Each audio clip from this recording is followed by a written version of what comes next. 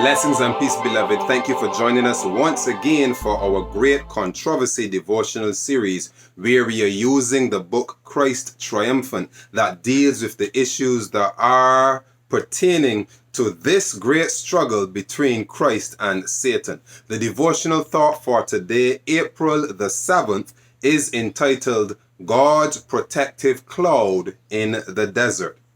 And the scripture reading comes to us from Exodus chapter 14 and verse 11, which says, "Because there were no graves in Egypt, hast thou taken us away to die in the wilderness? Wherefore hast thou dealt thus with us?" There is a lesson of the greatest importance for us in the experience of the children of Israel as they left Egypt. More than 1 million people had been led out of the right course, as many of them thought, into a valley hemmed in by mountains. Before them lay the Red Sea, and behind them, following fast after in pursuit, was Pharaoh's host. So more than 1 million people believed that they were now being led in a wrong course. And this is the illogical presumption of the entire matter. If God was good enough to deliver you with 10 plagues from Egyptian bondage, then he is good enough. If God is enough, if God is powerful enough to start the car whose engine was dead, he's good enough to guide you on the road, guide you on the highway. So if God was good enough to deliver them from bondage, he was also good enough to lead them in the wilderness, and this they doubted. So God gave them an example of his power, an example of his might, an example of his love, and they cast it aside in the way through murmuring and unbelief. And so they allowed the second lesser difficulty to eclipse the first great deliverance. So how many times do we do this, beloved? How many times do we allow the difficulties that we face to eclipse the power of God, that he has performed great miracles in our life? God is the same yesterday, today, and forever. God does not change. So do not allow this circumstance, the difficulty, this new trial, this new manifestation of evil, do not allow it to cause you to doubt God's power to deliver, because God can and will do it again. But if you don't believe that he can do it again, guess what you get from God? Nothing. Remember, we are rewarded. Faith is faith is the essence of God's meritocracy. Faith is meritorious. You're only going to get from God through faith what you believe you're going to get. So if you don't believe you're going to get anything, guess what you end up with? Dust and ashes. There is a lesson of the greatest importance for us in the experience of the children of Israel as they left Egypt. More than 1 million people had been led out of the right course, as many of them thought, into a valley hemmed in by mountains. Before them lay the Red Sea, and behind them, following fast after in pursuit, was Pharaoh's host. In the beginning of their march, the children of Israel had been guided by a cloud. Ignorant and superstitious because of their long years of bondage in a land of superstition. So they were very ignorant, beloved, because the Egyptian religion rubbed off of them, and they forgot God, and they no longer were keeping the Sabbath. So the let my people go was a let my people go so that they can worship me, so that they can go and hold a feast unto me, so that they can go into the wilderness and finally keep the Sabbath, because they went down into Egypt and they forgot how to keep their Sabbath. How to keep God's Sabbath. Ignorant and superstitious because of their long years of bondage in a land of superstition, the people looked upon this cloud with wonder. Some regarded it with fear, while others declared that it was a favorable omen. They didn't realize that this was God.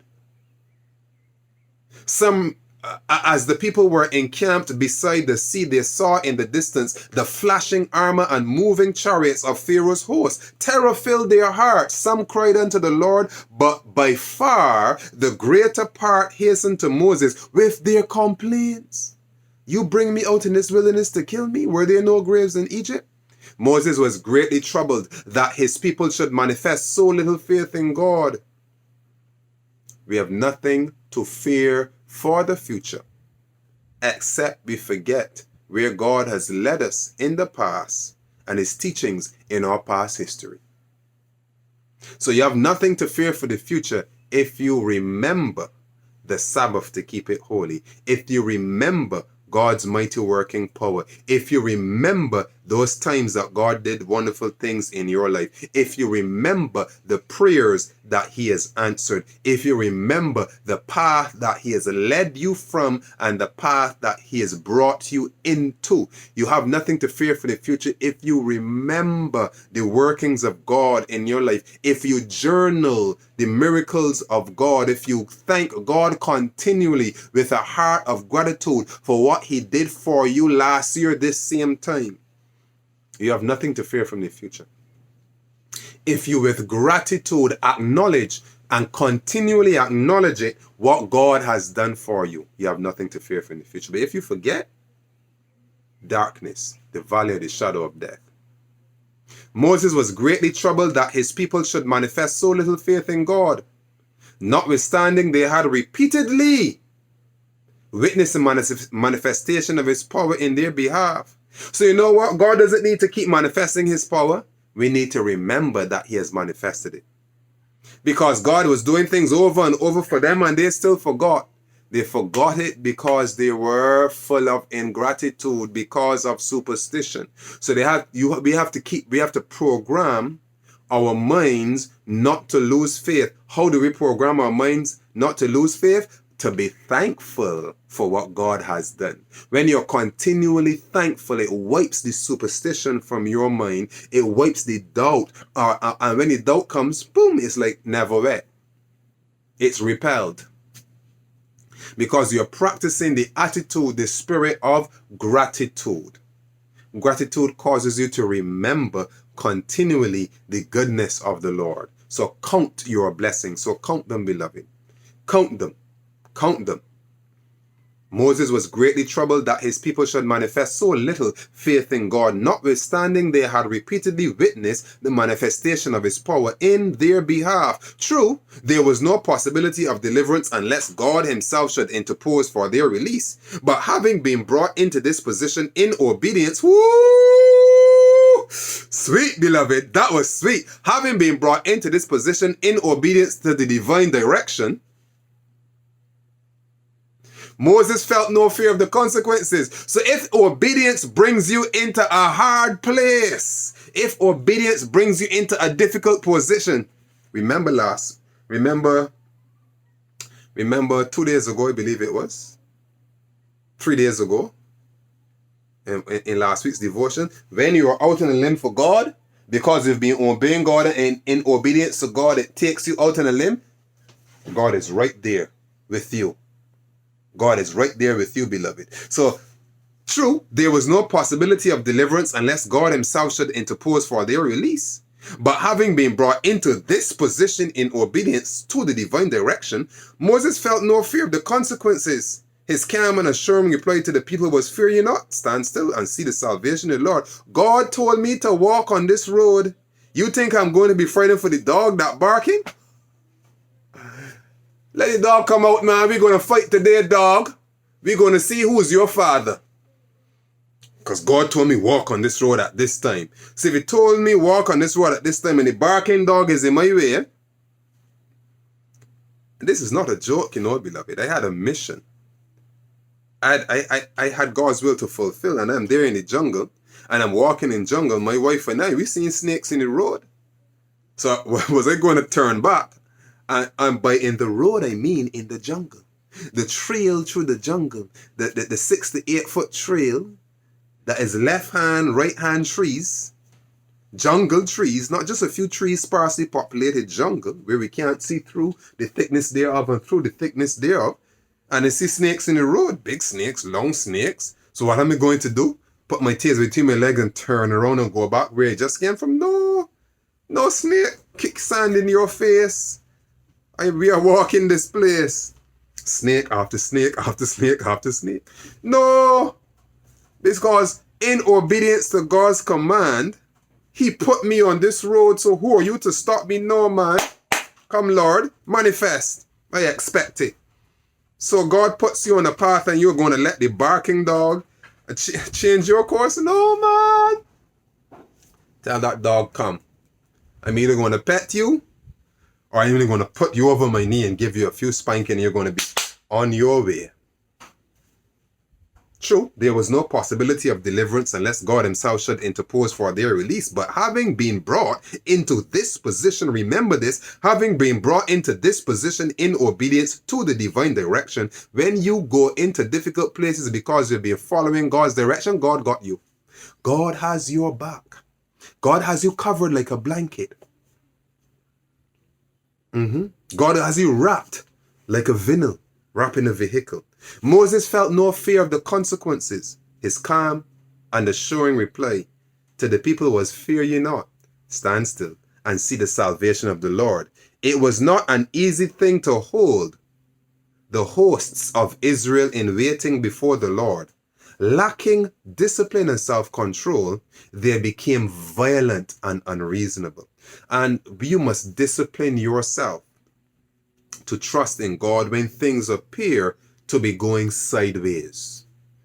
Affirm the promises of God and assure yourself, God has my back. God will come through for me.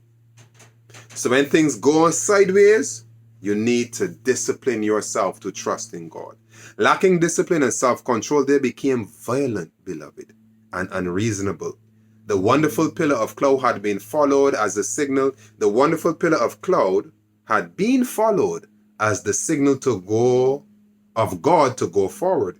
But now they question if it might not foreshadow some great calamity. So this thing is guiding you all the time. But because you have not been brought into a difficult place, you think it's going to switch. God was protecting you all of the time. And now a challenge arises. You think God is going to switch? God doesn't get rich and switch, beloved. God don't switch. He's the same yesterday, today, and forever. God does not switch.